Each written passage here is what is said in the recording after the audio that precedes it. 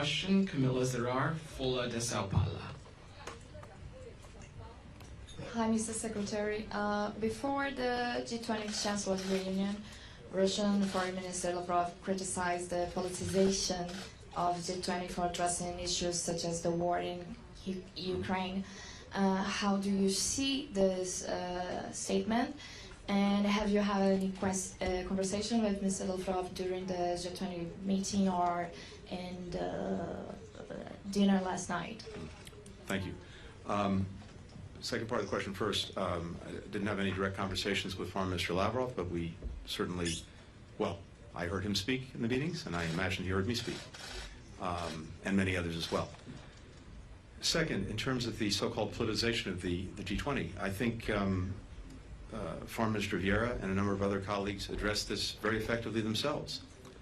If we're not able to deal with issues of peace and security, then it's going to be, if not impossible, at least that much harder to actually deal with what we're trying to accomplish through the G20. If you have conflict, if you have insecurity, then actually making progress on food security, on the energy transition, on dealing with climate change, on working to defend and uphold worker rights, that's either impossible or much more difficult. So it's very much within the province of the G20 to be talking about these issues and hopefully to find common ways forward.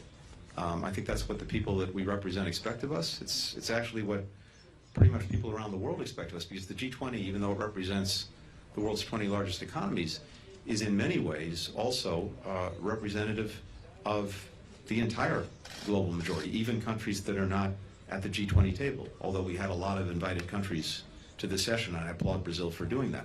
So no, I think it's clear that this is not the politicization of the G20. On the contrary, we have a responsibility to try to come together, find a way forward on geopolitical issues that may be divisive, because if we don't do that, the entire rest of the agenda is going to be very, very difficult to achieve.